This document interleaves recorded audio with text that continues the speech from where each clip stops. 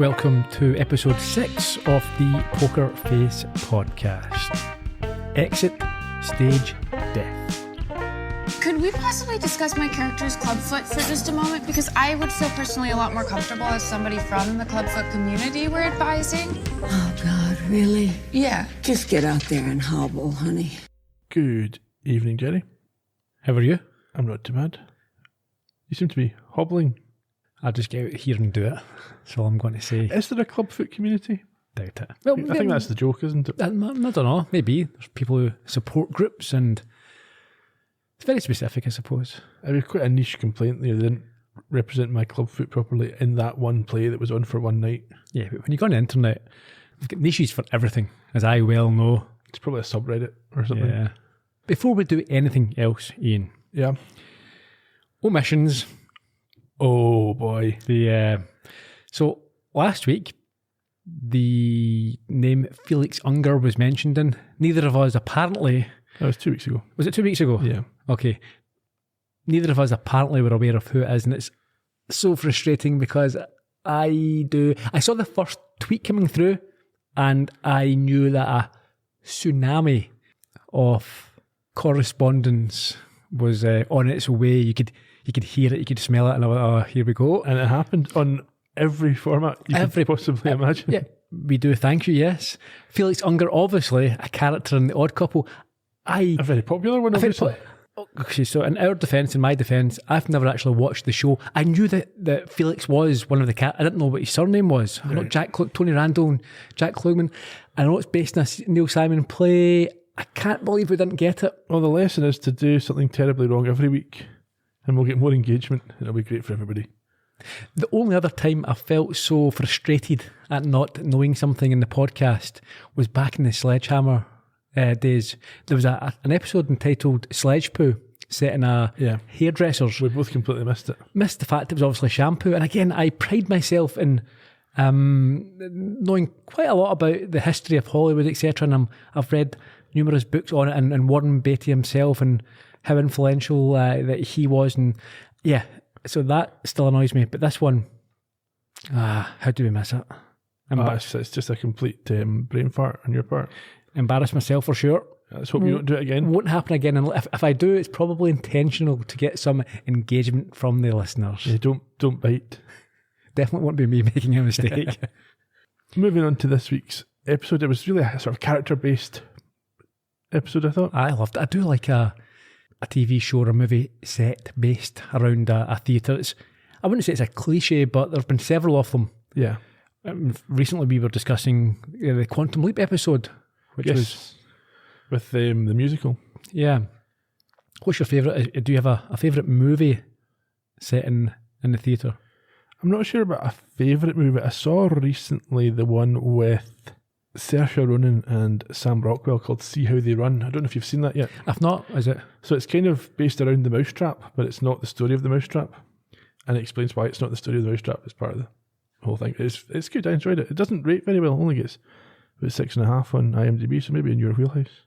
Sounds like it, yeah.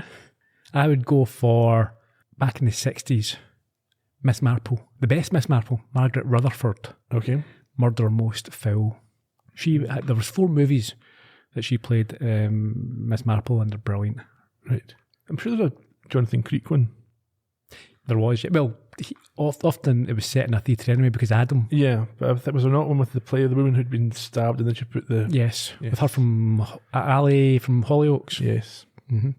I was at the theatre myself at the weekend. As you know, I'm a regular goer. Were you murdered?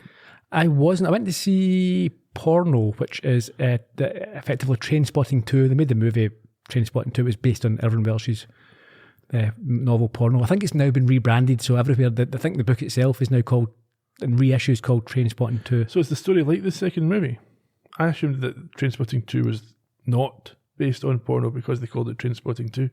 I think that was just for marketing purposes. It's probably that type of thing that you'd want to put in a cinema. Fair enough. And I get caught up with that myself, sort of, because my calendar app in my phone pulls through any tickets I've bought online. Okay. And displays what I've got up and coming. And I remember paying for something using my phone turning the screen on, and very prominently displayed in my and that day was porno that I had to do. I'm thinking to myself, the person serving me must have assumed that I take my masturbating very seriously.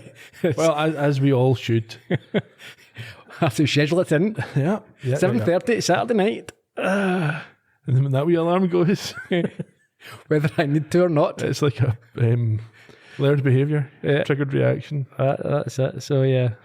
I actually, getting back to the show, Okay, yeah. thought that this was not to harp on about this, the most Columbo-esque of the episodes that we've had so far. Did you? I didn't. Well, I did. Why? Just the way that the mystery developed and the way that it was resolved, I thought was along those lines. Okay. Although, we'll come to this as well, it was a slightly varied look at the usual format, or a variation on the usual format. Will we get to it? Sure. Let's crack on.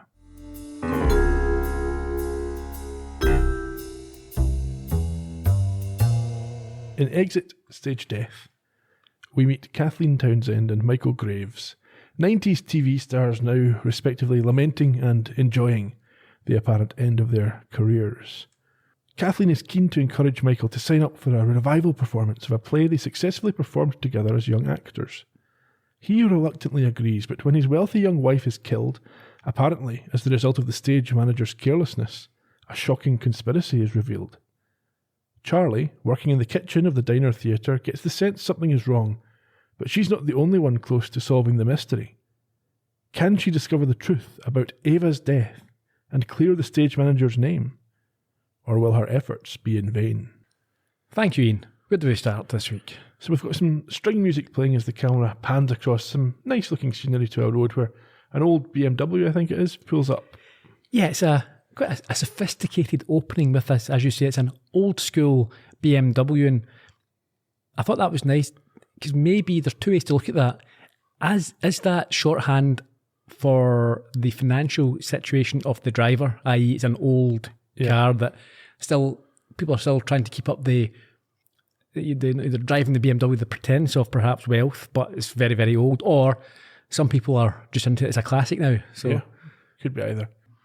Yeah, it's this sort of palatial driveway up to a large house in the hills before I think it's fair to say, a more mature woman. I wrote an elegant woman. She is elegant, yes. She steps out and surveys the building. We're going to learn her name soon. What is it? Kathleen Townsend. Okay. The music is classical. I thought at first, if you listen to it, I thought it was almost getting into Three Blind Mice. I think it shares a few notes. Yeah, just a coincidence. She walks through this large house past a cabinet containing awards, including an Emmy. Yeah.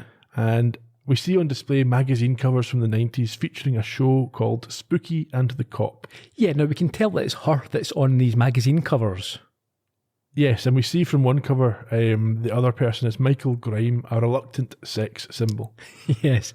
On the cover, she is dressed like a bit like a hippie or a... I thought it was like a medium. I thought she was a clairvoyant. Yeah, well, that type of thing, yeah. And she seems quite... maybe disgusted is the wrong word, but she's not impressed by this reluctant sex symbol headline that she says. A sort of verbal eye roll as she says, Jesus, Michael. And then we got a hard cut from his face in the magazine to him now 20 odd years. Yeah. Well, before later. there was a staff member guiding her through. Right. And I think he offered her the chance to take a picture for the gram, which she didn't take him up on. No. So yeah, we're at the poolside now where the cop, Michael, is lounging and clearly enjoying life as he introduces his younger, glamorous wife, Ava, to Kathleen. Did you enjoy the first shot that we got? What was that? So it's him with his reflective sunglasses and you see her approaching in the sunglasses. Yeah, very nice. That was nicely done. Yeah. So he greets her and he introduces her to his wife as his mortal enemy. Okay. And there's this uncomfortable veneer of pleasantness as Kathleen holds Ava's hand slightly too long and congratulates the newlyweds on the May to December romance. Now, I didn't understand what that meant. You explained to me earlier that's to do with the age gap. Yeah, mate, so she is, he's in the December of his... it's not, as I thought, a 6-month romance that ended in them getting married. No, I mean a relationship where there's one person significantly older than the other. Fair enough. Eva at this point leaves Michael and Kathleen alone. Well, yeah, but before that, he makes a snide remark in a return about her outfit being from season 6. Yes. And when Eva leaves, Kathleen admits that he's doing very well for himself, considering only a year ago he was doing insurance ads with a talking beaver. See, this is why I thought it was just a short relationship. So he's hard up a year ago, and now he's got his wife. Oh, yeah, maybe it'll be as well A whirlwind sort of thing. Yeah. And that contradicts something that happens later on. I've got a slight, I wouldn't say issue, but it doesn't make 100% sense to me how this guy has got where he is. We can maybe talk about that when we get... When we've got more information exposed, yes.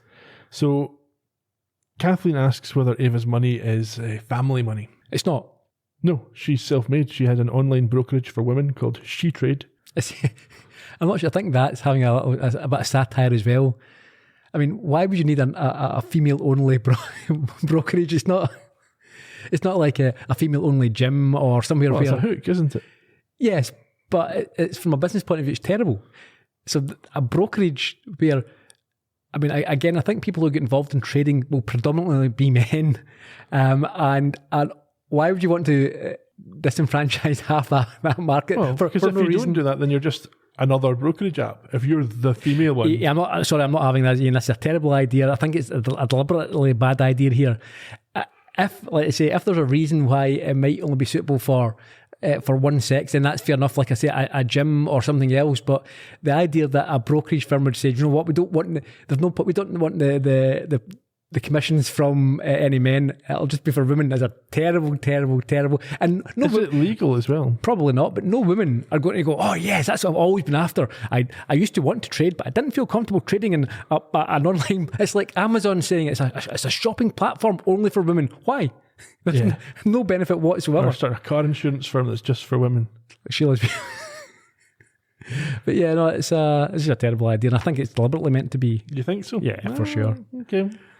Michael wants to know why Kathleen is here. Yeah, they've not spoke for 3 years, and so after admitting treating him badly in the past, she puts a proposition to him. I want you to do a play with me. What? It's one night only, regional theater. Oh, but they have very deep pockets. I think some of the donors are big spooky fans, actually. They offered big money. What's the play? The Ghosts of Pensacola. Listen, even 30 years ago, that moat fest sucked. Those were the best reviews of our career. It's a low bar. Michael, do you know that if you died tomorrow, you would be remembered for Spooky and the Cop? Well, it's great. That means I provided joy to a lot of people. You are an artist. It rages in your blood. I know your soul.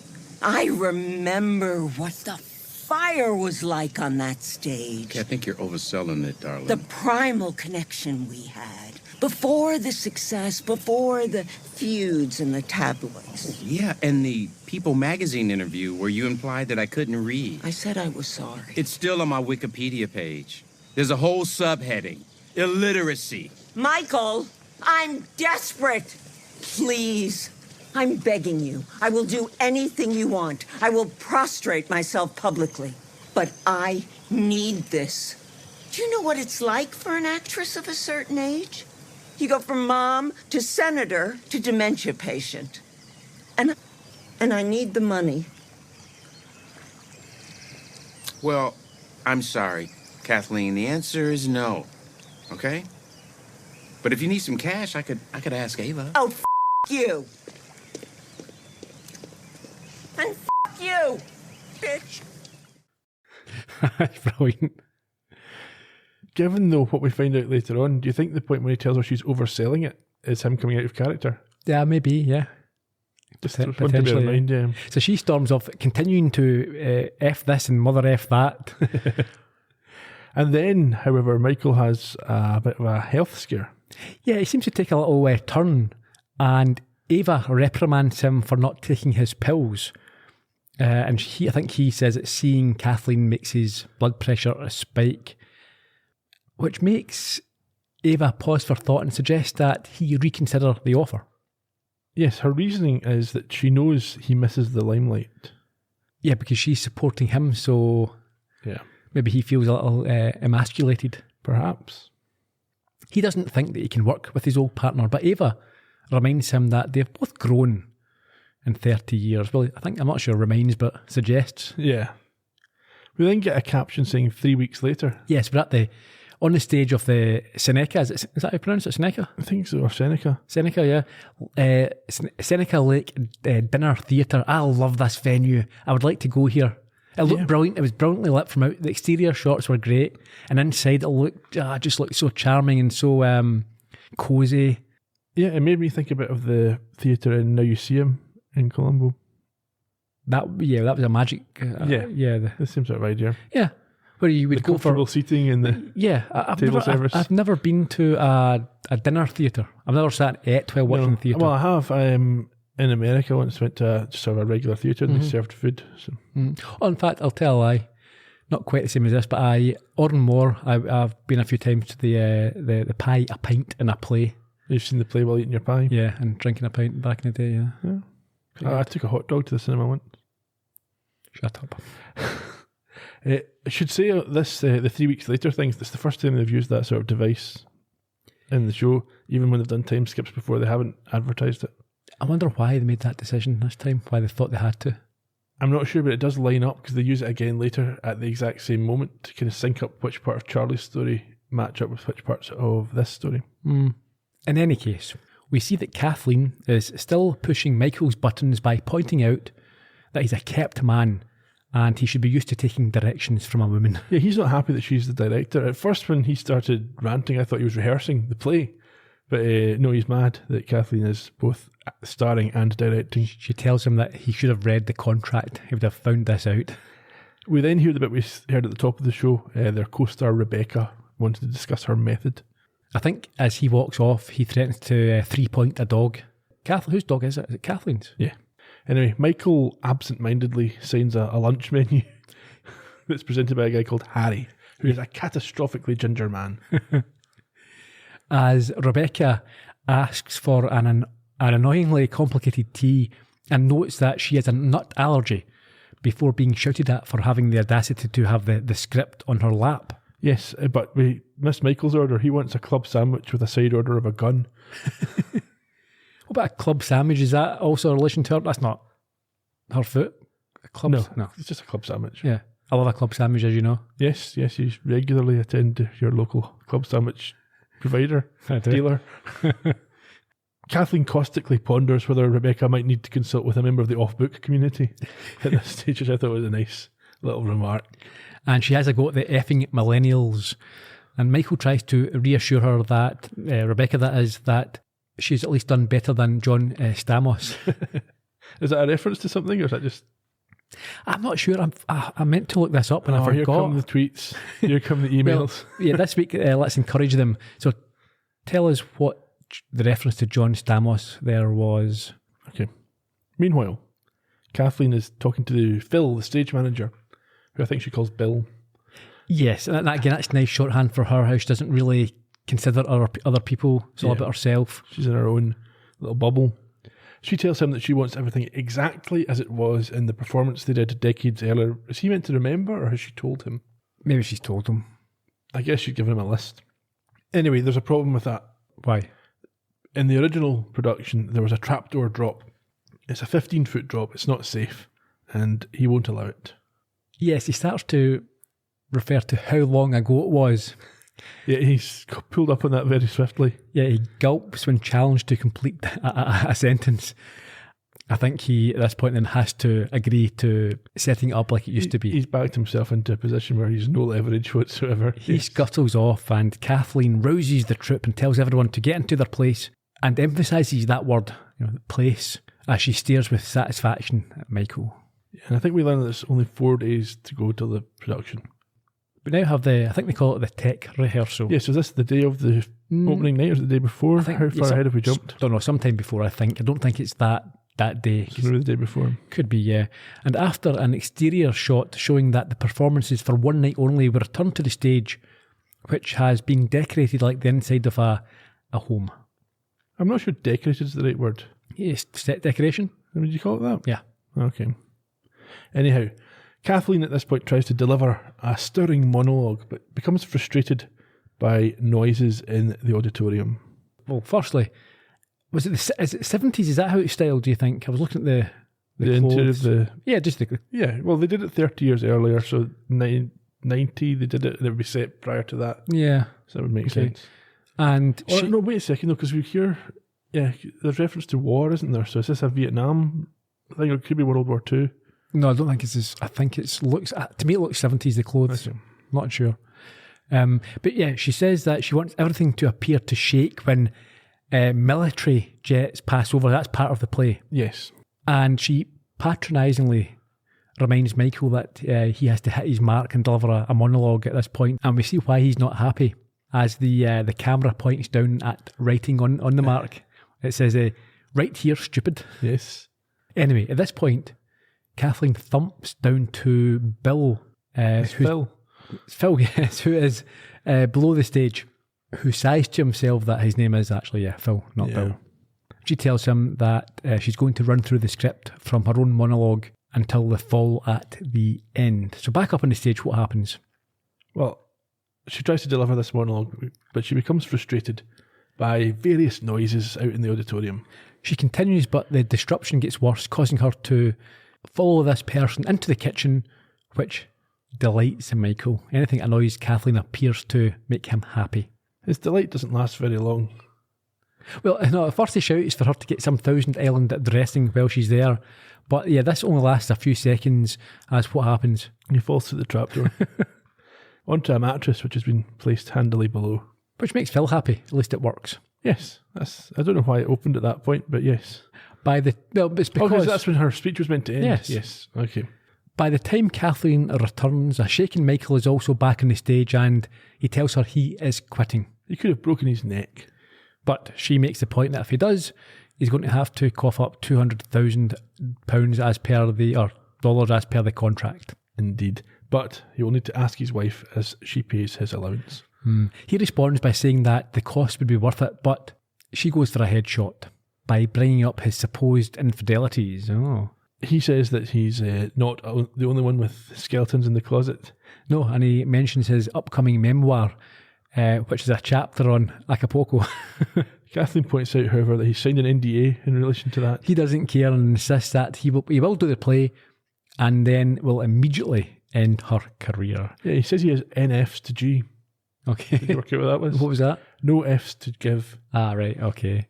So at this point, we're thinking that she's going to have to kill him. Well, someone's going to have to kill someone, but yes, most likely that way around.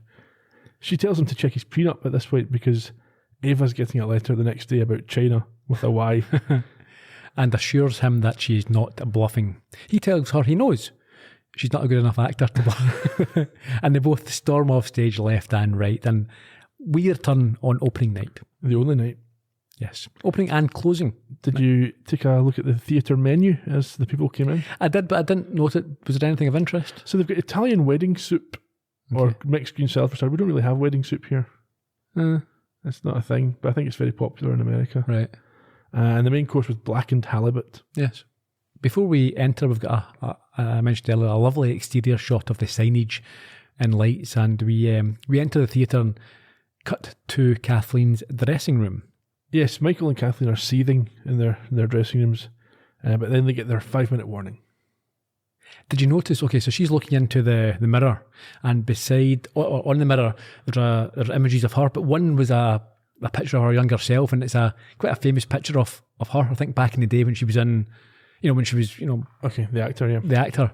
These are the type of pictures they would put in the newspapers or whatever. Okay. Because I definitely recognise it from my youth. We'll get to that later as well. Okay. Yeah, so we have this 5-minute countdown from Phil. Yes, and then we get this, presumably a few moments later, out in the wings where Ava shows up. We should also mention that he is handed a flask by one of the assistants. I don't know if it's Harry or someone else, but anyway, someone gives it to him. Yeah, Ava has shown up and kisses Michael, tells him to break a leg. He heads off and Ava talks to Kathleen, who thanks her for convincing her husband to do the play with her. However, there's a twist here. Yeah, she's shocked at the reality. Ava says she did this because she hoped that working with Kathleen would be so awful it would kill off his silly little acting bug for good. Oh, she's a wrongin'. She's quite nasty. She calls Kathleen a psycho. I was going to say under her breath, but it's not really under her breath. And she smugly walks off. For a moment, I think Kathleen is dumbstruck. We see her, it's brilliant, we see a close-up of her face and nostrils sort of twitching in rage. Flaring, yeah. Well, she gets her comeback out eventually. What's that? She says the bitch's teeth don't even match. Michael then walks past Rebecca, who also tells him to break a leg and warns him not to get caught with the script. Yes, because he's looking at a bit of paper. Yeah. So let's establish this. I'm not sure if we did mention it there. Kathleen doesn't like anyone having a script because she thinks that, and rightly so, they should know their lines off by heart. It's the professional thing to do. Indeed, of course. Can we go back to the flask for a second? It's Phil who got the flask, not Yes. Michael. You said Michael. So, did I? Sorry, yeah, I meant... Just in case anyone's getting confused. Yeah, okay. Right, the play begins. Yeah. After, did you like the little noise that Rebecca made, the sort of warm-up? Yes, her little vocal exercise. Yeah. Yeah, okay, so on the stage, what happens? The curtains open. We kind of get cut moments from the play, so we don't see the whole thing. We see a scene, a bit of a scene, a couple of lines here, a couple of lines there, and we see bits of the audience watching on. And after one moment, we see Kathleen and Michael head off stage while Rebecca starts a monologue. The audience have, we see at this point for the first time, they've got earphones. They don't all have earphones. So the ones they who not? are either old or at the back have earphones, but the folk down the front do not have earphones. I think everyone would be offered them. Yeah, but I don't think the folk who could hear would be using them. Ava's at the front. She looks quite bored. Yep, she's not got headphones on. Earphones. She doesn't want to listen anyway. No, I don't think she cares. And as you say, Michael and Kathleen exit left and right as Rebecca limps to the front, and both are seething about the other's performance. Yeah, they start to rant at one another and can obviously hear each other through the microphone system. And at this point, we see Kathleen climb up to the grid above the stage while Michael walks past Phil, who is sleeping now with his head on a table beside an open flask, or the open flask. Indeed. And Michael picks up a bar of dry ice. Surely that would be very painful. No. He doesn't even flinch. Huh? Hard man. Maybe he's got calloused hands for some reason. Maybe. He then replaces the pin in the trapdoor with this dry ice bar. And at the same time, Kathleen is interfering with the lighting above the stage. That's a very sort of tropey classical stage thing, isn't it? normally We're going to unscrew. Yeah. They both return in time to their respective sides of the stage, satisfied that they have each put in place a means to murder the other. So as you say, they've returned to the wings, they meet their cues, and they come back on stage. There is tension as Michael watches for Kathleen to step onto the trapdoor while she in turn waits for him to hit his mark. It seems something has gone wrong though, because she walks across this trapdoor and it does not give way. But then the jet passes over. Yes. The lighting rig shakes and falls, but just grazes Michael, who then falls to the floor. Because he missed his mark. Yeah. It hits his mark, but he wasn't on it. Seeing this, Ava runs onto the He stage. shouts for Ava. She thinks he's had a heart attack. However, as she runs up, I don't want to laugh, it's almost comically, Yeah, laugh away. falls into the trapdoor, hits her head off the edge of the trapdoor before falling 15 feet to her death. A bloody death. It was quite gruesome. Yeah.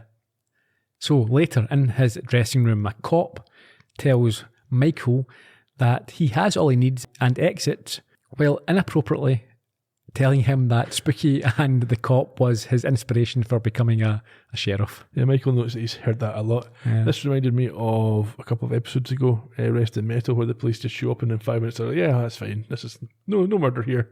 Cheerio. Yeah. Kathleen enters, and at this point we get the big twist. Yes, she tells Michael that this was the performance of a lifetime and that they have done it, and he calls her darling. Yeah. And give each other a big kiss before clearing the table in order to give each other more than that. Oh, he's going to give her something.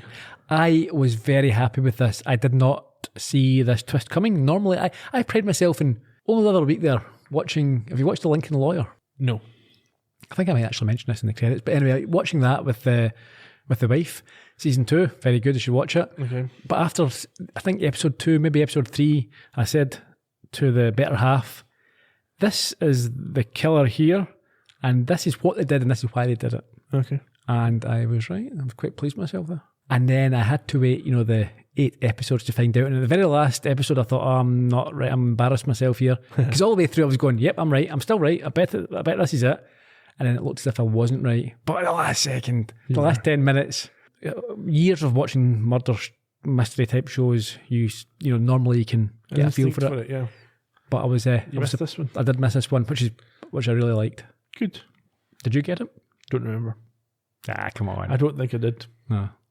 I think I thought that they were each trying to kill the other. Yeah. We then get our skip back to Charlie. Yes, we're now in an alleyway. And it's another late entrance for her. It's more than halfway through the episode, I think. We're near halfway. We should say it's the alleyway between the theatre where this production is being put on and presumably a cafe of some kind. Yes, and it's without her musical introduction as well. Cue, yeah, no, that doesn't happen.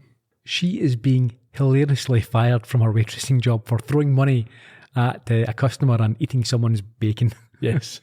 She's called the worst waitress that has ever worked in the venue and hands over her apron and badge. Fortunately for her, she meets Phil, who is out there for a smoke, and he seems amused at the way she was let go and her honesty about her abilities and the type of work that she wants. Yeah, she says, or she asks whether he knows anywhere looking for a subpar waitress with no references. But he does. Yes, he is able to get her a position next door at the theatre, which suits her perfectly.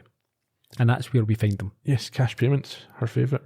Yeah, she now is working as a waitress, obviously some time ahead, and she's struggling with a terrible musical about the American Revolution. She thought it would be a perfect job, but she's not so convinced now. Not a fan of the theatre, it seems. And so, to deal with this, we see that she inserts some noise-cancelling earphones in. Well, the thing is, it's regular earphones, but she's playing right. Waterfalls or water sounds over them. Okay. We then get the same 3 weeks later cue that we had earlier in the same scene with Kathleen directing the play. Yeah. In the kitchen. It is the part where Kathleen is describing the jets during the tech rehearsal. And Charlie, as we see, is part of the team. Yeah, she's talking to a guy called Jeremy who stops her from eating the food that's needed as a prop for the show. Yeah, she doesn't seem to care or know who these people are. She's not interested in this world at all. She's not impressed She's by... completely disengaged from it, yeah. It's a bit odd almost. But anyway, the chef at this point comes in with instructions, including about Rebecca's allergy, but Charlie's putting her earphones in, she's not even listening to him. And walks out, not hearing the chef shout at her not to do so. Yeah, she's taking ice to the bar, and that is the sound that we heard that set Kathleen off earlier on. The other kitchen staff are aghast at her faux pas, having heard the reaction on the PA, and watch as Kathleen storms in and takes the earphones from Charlie and puts them in a pot before proceeding to give her both barrels. Hey! Now you listen to me. When an actor is performing, you don't sneeze, you don't breathe, you don't dump fucking ice in a fucking frosé dispenser. Okay, listen, lady. I'm just doing my job here. What do you think, people come here for the food? Oh, yeah, I mean, kinda. I'm just a waitress. It's not really my fault that this place came with a talking wall. That stage is an altar where we bare our souls in search of the truth. Now you will respect that, young lady, or you can hit the fucking bricks. The truth. Wow. Yeah, sorry. I happen to know a thing or two about the truth, so I'll tell you. You got Patrick Swayze, Roadhouse. Jennifer Jason Leigh, single white female. Christian Slater, True Romance. Truth. Now you, I did happen to catch a few words through the rainstorm, and I'll tell you the truth. I didn't believe a single word. In fact, I would say that that's maybe the biggest batch of bullshit I've heard in my whole entire life. Jeez. I get it. I'll see myself out. I haven't been spoken to that way in 30 years.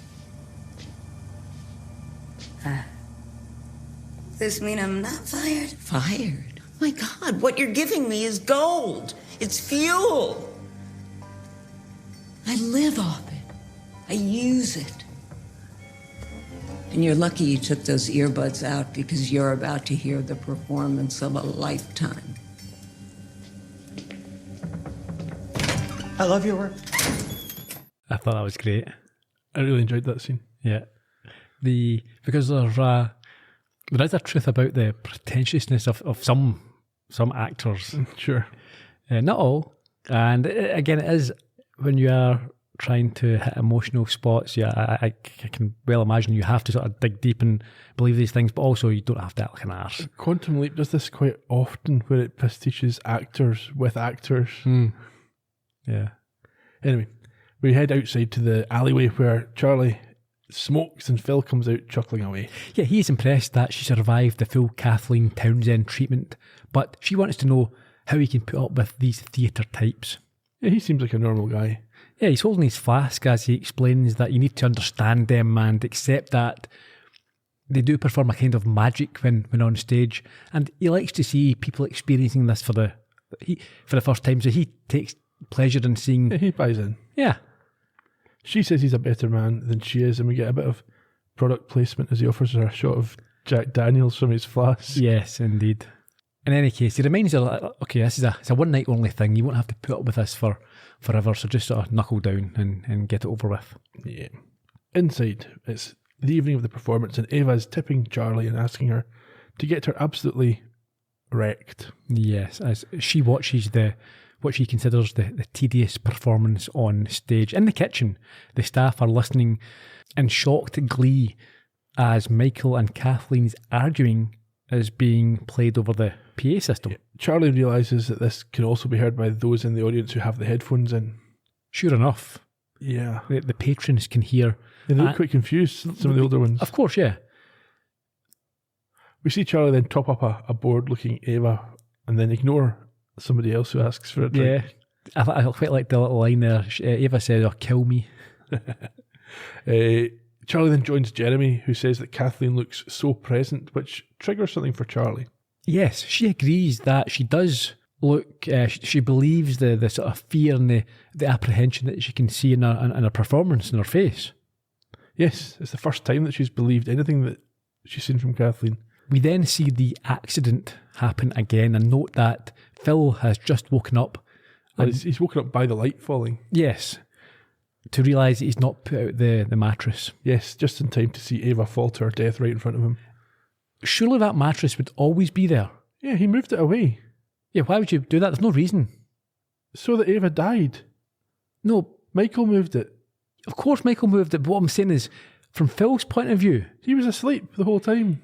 Yes, but he thinks that he didn't put it out. That's my point. Because he assumes he must have made the mistake. He can't consider any other possibility. I don't know. I would be thinking, okay, during this whole performance, during all the rehearsals, the mattress would never be moved. I would never have moved it. Someone has moved this. Well, he says later that he was sure he'd done it and then just gets upset. Yes, I'm saying, but that's the whole point, is that he is sure that he'd done it because it's not always there, but just leave it there all the time is what I'm saying. But maybe he doesn't. Maybe it has to get put away. Health and safety gone mad. He was drinking, so he can't. Maybe he's worried that he's not remembered something. Anyway, we're a bit later on. Charlie is trying to console Phil and tells him that he is not at fault. It's just a series of unfortunate events, including the light falling, Michael having a heart attack, and Ava running on to give him his medication. There's a good line here. She says that if even one of these things hadn't happened, they'd be out with the dumpster right now ranking Christopher Nolan movies. Yeah. But he thinks he is responsible and is just lucky that the cops didn't check his flask and found alcohol in there, else he might have been done for negligence, I don't know. Yeah, something like that. He says he must be a lightweight now, but he's sure that he checked the bolt and the pads. It's the last thing he remembers, and then he starts to cry. Yeah, because it's not, let's be clear, he's not drinking straight Jack Daniels, it's Irish coffee. Yeah, he's just, yeah. So he shouldn't be so inebriated that he passes out. No, and he wasn't. He's obviously been ambient. Obviously. But yeah, he does say he's certain that he checked the bolts in the mattress before he breaks down in tears. Meanwhile, we join Michael in Kathleen's dressing room, where they discuss Phil and their plans going forward. Jesus, should you be leaving those out? Baby, I'm an actress. If I didn't have a bottle of Ambien in my dressing room, people would ask questions. Yeah. It's too bad about Phil. It's not like he's in jail or anything. He just went a little overboard. Wow, you really missed your window for playing the femme fatale. Now I can remind the whole world what Kathleen Townsend can do. And the world is watching. What are you talking about? We are trending, baby. Right now, people are watching us. They are really watching. And I never got to deliver my monologue. No. Yes, one last performance. Tonight. No. For Ava. No. For Ava. That. What happened to we hide out overseas for a year and then reemerge confessing our love? You wrote the script, baby. I know. I wrote it, and now I'm flipping it. I'm flipping the script entirely. Yes, your tragedy is what drew us together. It's risky. Oh, baby. Don't you want to be together right now? Yes. Don't you think we should start spending some of that she trade money? Oh, yes. The spotlight's ours, baby. Let's get it while it's hot. In the kitchen, Charlie wants to know why a doctor would sign off on allowing the show to run again when Michael's just had his turn with his heart and his wife's just died. Maybe that's an American thing, but a doctor wouldn't have any say here. He wouldn't be able to close down a performance. Oh yeah, but surely Michael requires some kind of treatment. It's grief, you don't get, unless there's anything physical, If you he had can't. an actual heart attack. He wouldn't have the authority to close it down. He can give you Yes. advice, but he can't tell you what to do. He's not the It's police. maybe just a turn of phrase which doctors sign off as and why is this happening, Yeah, rather than literally a doctor. sure. Although, unless maybe for insurance purposes. Yeah, possibly, yeah. Anyway, it's the encore performance night. Yes, we it should must be say. the next night, I assume. Yeah. The chef wants Jeremy to find a last-minute seat for Sheriff Ed, despite the arena being sold out. Yeah, who was a huge Spooky and the Cop fan. The waiter is exasperated at this. Here's the thing, that's the waiter. Why is he in charge of front of house, or the chef? Because they don't have enough staff. Or is the chef I think the the owner? chef's the boss. Is He's he? in charge of everything. Yeah. Right, okay, yeah.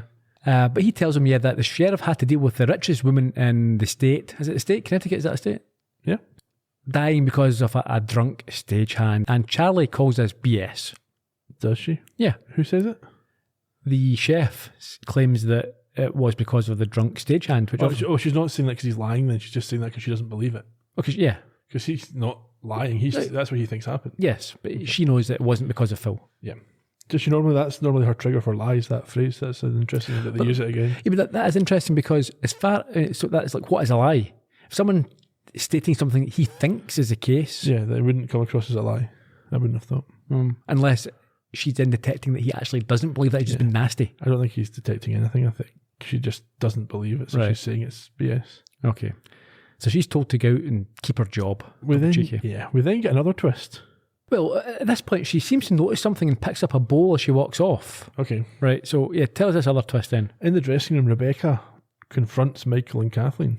She does indeed. She produces a piece of paper and explains that she thought it odd that she saw Michael going over lines, as he never missed a line in the rehearsal, so why would he need them? It turns out the lines are for the fight. The scripted fight, yes. Kathleen tries to claim that they were merely workshopping a new play backstage. However, Rebecca knows this is BS, as they were not even together at the time. And the lines are not even original. That's okay, so where are the lines from? They're from an episode in the 6th season of Spooky and the Cop called Exit Stage Death. Yes, now this is obviously not, if you were going to do it, there's absolutely no way you would use these lines. And this, I think we mentioned either last week or the week before, is you just have to accept that the show Poker Face is a tad to the left or the right of reality. Yeah, it's a slightly exaggerated world. Yeah. Anyway, she wants paid off. She's not going to report them to the police as long as they pay her price. She leaves a note of her bank details. Yeah, I think she rips the bottom part of these notes. Yes, it's the same sort of blue paper. Yeah, gives her the bank details. She then tells them not to upstage her again and calls them effing boomers. Yeah. Now, this has been, the line from last week would have been appropriate where they look at each other and say, we're going to have to kill mother effer. Yeah. Well, Michael, though, he doesn't want to do that. He wants to pay her, which would be the easy solution if you trusted her not to keep asking for money. That's the thing. We'll look at Miss Lysanka with Ken Franklin back in the day. a blackmailer, once they run out of that cash, they know they've got an easy tap in which to... Although I suppose that all they need to do is make sure she returned that script in exchange, and then what she got is just her word.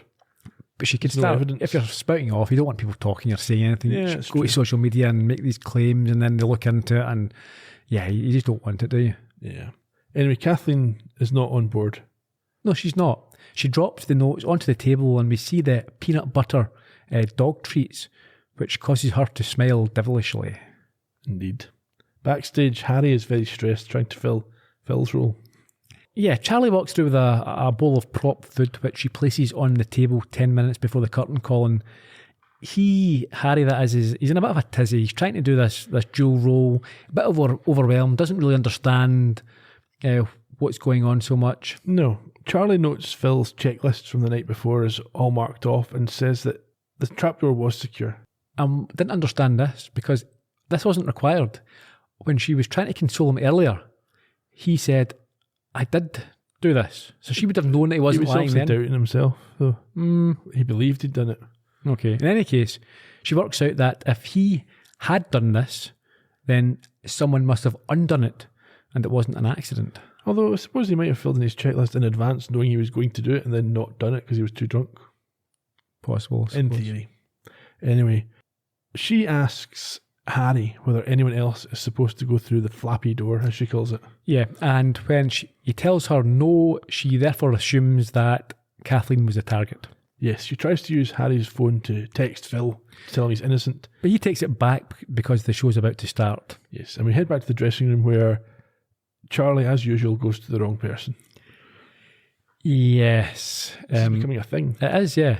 She really has to learn not to be so, I suppose, naive, Trusting you. trusting, yeah. You think someone who could identify lies would have an easier time of working out who's reliable and who's not? Yeah, she enters Kathleen's room as she casually slips this the piece of paper with the payment details on it out of sight. Well, she thinks out of sight. Yeah.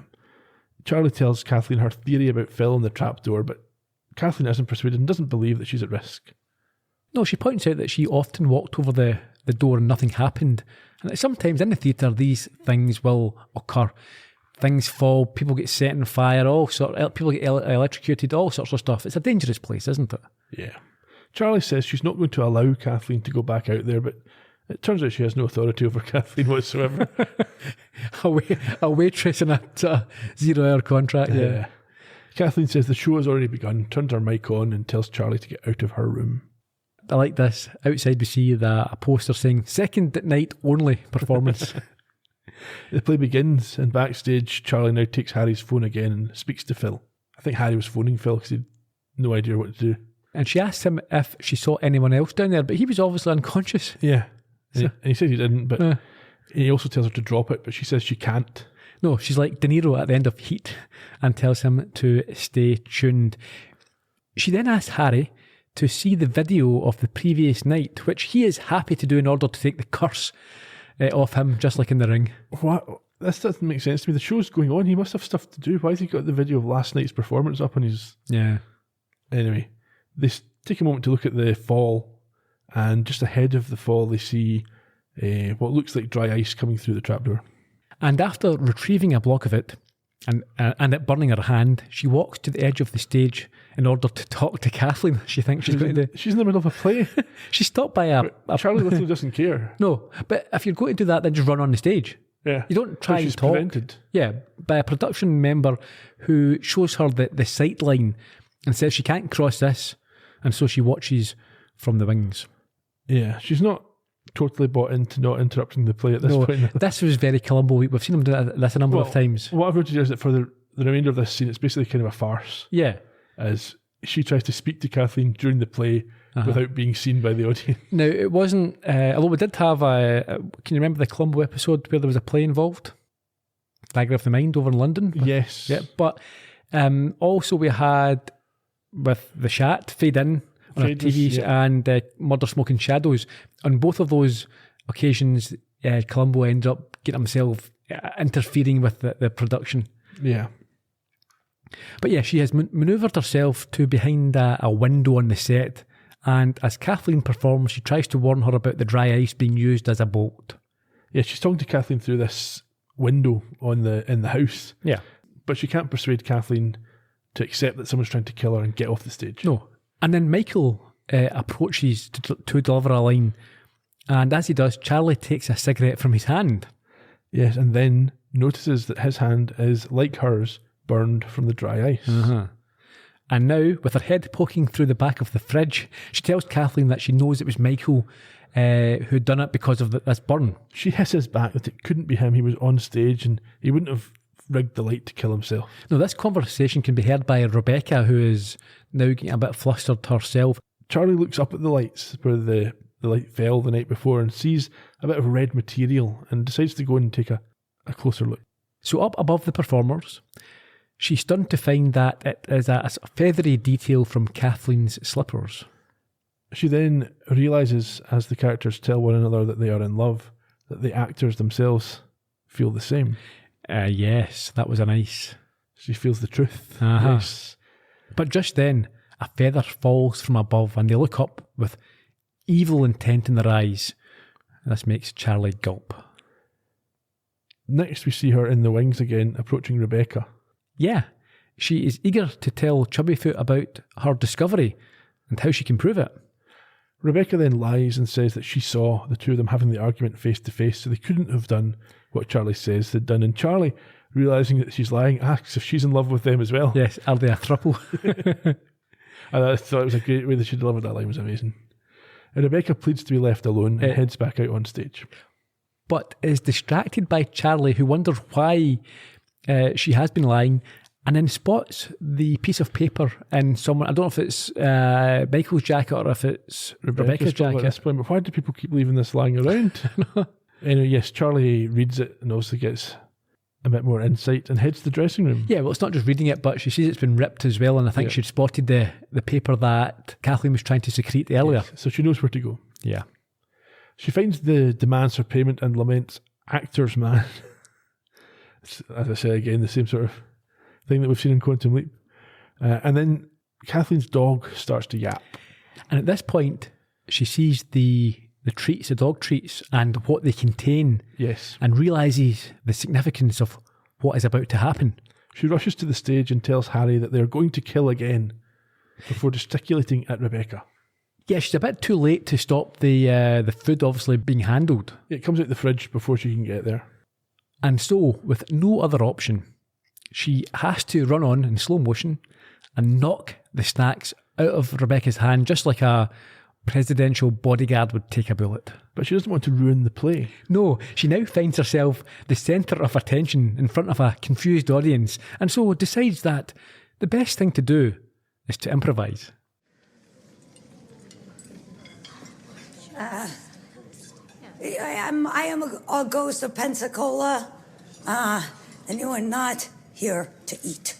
You are here to talk about your chubby foot and feelings. Do not let your mother poison your spirit and drive you nuts. And now I will return to the spirit realm of Pensacola. Okay. Goodbye. What? Why are you looking at me? What'd I do? What'd I say? Rebecca, Daisy, listen, Daisy, I had nothing to do with your mom's... Mama? What? Daddy? You already lost one child, and you almost lost another one. So now, the price of my love has doubled, and I demand to see it immediately. Fucking kidding me? Immediately!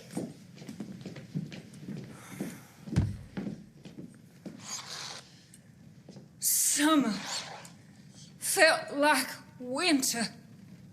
That was fantastic. I love the way they all stood in character. Yeah. Now, before we go on, we alluded to it earlier. I've got an issue with the Michael and Ava relationship. Okay. Well, the first question is, was he always planning to do this? Well, they're about to talk about this and say they've been planning this for years, but he's only been with her for less than a year. I don't understand how this could be considered a good plan if you're doing it in advance. Have they targeted her? It's ridiculous. He is an aging actor from a show that's not highly regarded back when Ava was Single digits, a kid. Yeah. She's a billionaire and gorgeous. You're expected to believe that he's able to seduce her, even if that wasn't part of the plan, even if it was just that since they were together, they devised this. How the hell has he pulled her? He is punching big time. Bit of jealousy there, Gerry. Oh, I'm jealous, all right, yeah. I don't get it. You see, if what the relationship would have worked in another way, if he was like a Don Johnson type, so he was a huge star from the 80s, like, and really cool, and he's a sex symbol. I suppose he was considered a reluctant sex symbol, but still, the show wasn't meant to be, didn't look that cool, right? Don Johnson, you could believe. But if he had his own means, then he wouldn't need to kill. No, but maybe he lost the money, right? Maybe he didn't spend it wisely or invest it wisely or whatever. But someone like a Don Johnson back then, you go, yeah, can you imagine, or Tom Selleck even. Complete sex symbol, pretty cool. But she would also have to have been not as good looking as she is. She's a billionaire and she's gorgeous. How does she pull him? Well, he's an intellectual. Oh yeah, well maybe, but I find it hard to believe. She could have any straight guy in the world. I mean, you could literally say that about whoever she ended up with. Why would she end up with?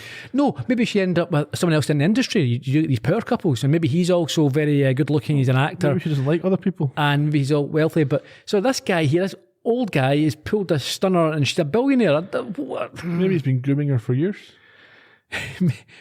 If you're led to believe that this has been planned for years then between Kathleen and him, there's no way that they could think, yeah, okay, so part A, the easy part, I will simply make this young, gorgeous billionaire fall for me. That's a Part terrible B, idea. we're not sure. Part C, profit. Yeah. Anyway, I don't really get it, but anyhow, that's that. Love is strange. I did enjoy the way, as well, going back to the show, that Rebecca reverted to her normal monologue. Yes. When they went off stage. In the dressing room, Kathleen and Michael remove their mics. Yes. So they can talk this through. Yeah, he is furious that Kathleen decided to take that action without letting him know first. But she says they had no choice, as Rebecca would have bled them for more money. Yes. Unfortunately. Oh, we see the sheriff at this point. He can hear. Well, he inserts his earphones, and Charlie remarks to him that you should never meet your heroes. Yes. And he hears them saying they spent years planning Ava's murder and that won't be ruined by a day player. And as they're talking, I think Kathleen notices something odd about her wig that's sitting on the table. It's got a face sitting on it. Yeah, so she lifts it up to reveal it's a hot mic. They realise that they're in a lot of trouble, but Kathleen says to use this as motivation for the greatest performance of their lives. Yeah, she's a mentalist. A real psycho. But they get out on stage and they give it everything they've got. Yeah, a performance of a lifetime as they harness their fear and anger. And as the cops file in, the audience is mesmerised, especially by Kathleen's acting performance, which obviously comes from the heart and is the truth. I think even Charlie... You see tears in her eyes as she watches this monologue. Because she knows it's genuine this time. Yeah.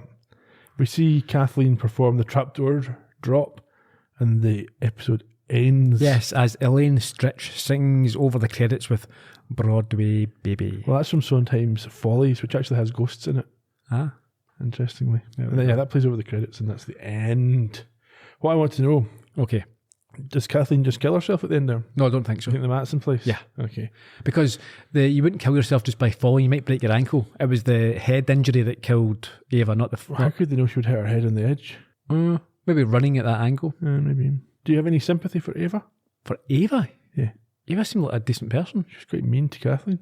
Yeah, because she's trying to use her husband or for her own. She wants to get... She's also a billionaire. There's no moral billionaires. No, it's hard to find one. Yeah.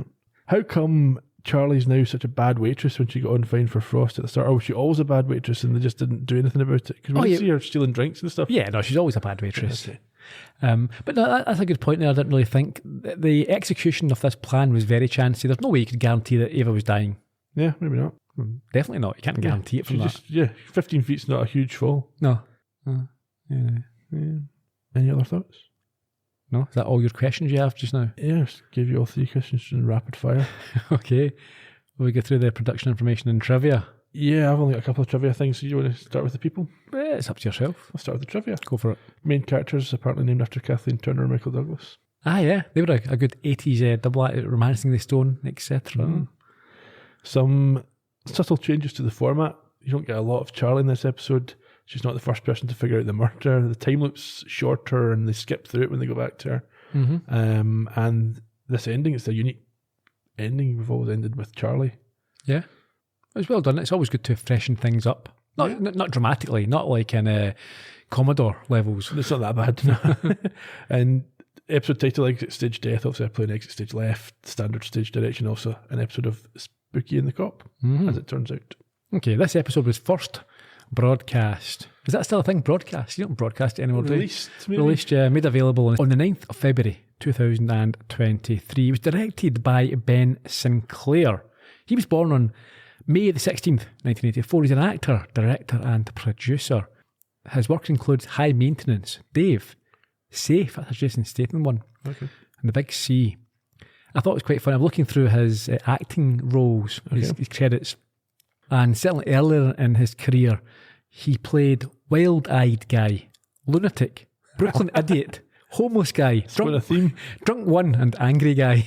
Get a little niche for himself there. Imagine getting that reputation. Yeah, he was the boss who fired Charlie in the alleyway. Okay, yes. This week, Chris Downey was on writing duties. Previously, a criminal defence attorney and crime reporter. He's also a producer. He is the co-creator and writer of Leverage and has had a lot of input into The King of Queens, Suits, The Lincoln Lawyer, which I mentioned earlier, Unsolved, The Murders of Tupac and the Notorious B.I.G. That's quite good. Have you watched that? I think it's on Netflix. No, is Suits the one with Meghan Markle? Yes. He hosted the Downey Files, a podcast just for 5 months back in 2012, where alongside a special guest each week, they would fully develop a movie idea in the 30 minutes. I think people like Will Wheaton were on it. Obviously got hired fairly shortly after and didn't need to do it anymore. So I've given up this. We're still going. Someone just give us a call. We'll edit your script. We'll do anything. The cast. Obviously you would have recognised Kathleen Townsend as Ellen Barkin. Born on the 16th of April in 1954. She has appeared in Diner, which is a very good movie. The Adventures of Buckaroo Banzai, that's not quite as good. The Big Easy. Siesta. Now, Siesta, that brings back memories for me. It was released when I was, I think, around about 10 years old. And I remember being on a school trip overnight in Aviemore. And we put it on, like some of the guys in the room. And let's just say, Madonna turned down the role because there was far too much nudity for her liking. And Okay. So Ellen Barkin from that point on became a firm favourite of Is that mine. a play on words? Well, she's also been in The Sea of Love with Al Pacino, really good movie. Switch, This Boy's Life, alongside Leonardo DiCaprio, The Fan, and The Cobbler. This is at least the 3rd or 4th time I've mentioned The Cobbler. I have looked for some sort of relationship between casting or whatever here. Just coincidental. A lot of people in Poker Face have been attached to The Cobbler in some way. Try to work. I'll get there. I'll figure it out at some point. Ellen Barkin is also a Primetime Emmy winner back in 1998 for Before Women Had Wings, and she's previously married to Ronald O. Perlman. Ron Perlman, not Ron Perlman from Poker Face. No, a different Ron Perlman. The billionaire owner of Revlon. Ah, okay. But her longest marriage was to Gabrielle Byrne, who she has 2 children with. The actor from Usual Suspects. Yes. Okay. Remember he retired and then just stopped being retired? Did he? Can't remember. Back in the early 2000s. Michael, played by Tim Meadows. 1961, the 5th of February was when he was born. He has been in Mean Girls, The Ladies' Man, Bob's Burgers, Brooklyn Nine-Nine, No Activity, Schooled, Glory Days, and Wayne's World 2. However, he's probably best known in the States for his 182 episodes of Saturday Night Live from 91 to 2000. And at the time, he was the longest running cast member. That's interesting. I feel like he would make a good Trunk. They did a Sledge revival. Yes, he would. That's the thing over here as well. a lot of the stars in these sort of comedies and shows come from Saturday Night Live, and it's a vehicle for them. So American audiences go because they're in this.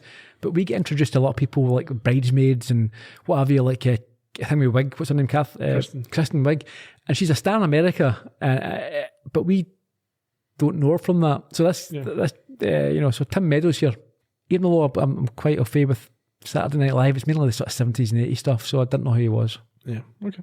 And finally for Tim, he was part of the Second City Improv group based in Chicago. We've discussed that in the past. Many times. Jamila Jamil played Ava. She's born in London, 25th of February 1986. We first saw her, I'd imagine, as a presenter in the youth programme T4 the Music magazine show, wasn't it? Also, I know her from The Good Place. That's a fantastic show. Have you watched that? I have not. No? My other half has, so it won't be back on in the house. I don't imagine. Right. I loved it. I thought it was really good. She's also been in DC's League of Super Pets, She-Hulk, Attorney at Law. I think that's quite big at the moment. I watched that, yep, she was good in that. Is it any good, yeah? Yeah. Okay. She was the face of Maybelline in 2012. And also, she's apparently born with hearing issues and only has 70% in one ear and 50% in the other. That adds up to 120%. That's all you need. Fine. Audrey Corsa was Rebecca. She was born in 1996 on the 21st of November and has appeared in Dear Edward, All Rise and Tell Me a Story. She is an alumni of Juilliard. You could probably tell she was very good. She was very good, wasn't she? Two more. Harry was Niall or Neil, depending on how you want to pronounce it, Cunningham, and he came into being on the 1st of October 1996. He has been in And Just Like That, Life in Pieces, Curb Your Enthusiasm and Awkward. And finally, we've got Phil, who was portrayed by Chris McKinney. January the 18th, 1967 was his date of birth, and he has been in Elementary, a few of the Law and Orders.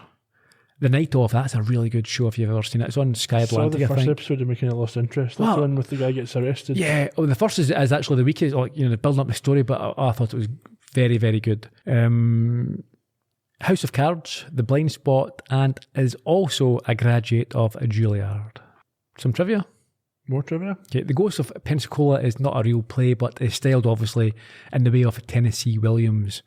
In fact, in Williams' The Glass Menagerie, the character Laura is a young woman who has a limp. There you go. The play within the episode, I think it was written as a team effort. A lot of the producers got involved. And it was so good that I was so impressed with it. With themselves? Yes, that they actually looked about and thought about staging it for real. And I think it's obviously it's a sort of satire on the theatre crowd, but you can tell, I think, that they all have real knowledge and passion for the medium. Yeah. It's not something, they're not laughing at it, laughing with it, or... They're laughing at it a wee bit. Yeah, but in a loving way. Affectionate, like we do. With our kids, where we point fingers and mock them. I meant with TV shows that we talk about. Right, yeah, that as well. And as I mentioned there, yes, Elaine Stritch, who sang out in the credits, she was a Broadway and TV star who herself performed in Williams' Small Craft Warnings and was a well-known alcoholic. Oh, that's not the ending that I was expecting to that sentence. No, I think that's one of the things. I think she was that's what she's saying. A bit like maybe Oliver Reed. Okay. We should probably note, we've mentioned it previously, there's an awful lot of Broadway connections with Poker Face, so it's the theatre theme. Of course, yeah. They were always going to do a theatre episode. Yeah, and at the start, the show that did not impress Charlie was Franklin, which is obviously a nod to Hamilton. Sure. Okay, let's look at the motive clues and the gotcha. So the motive this week... Money?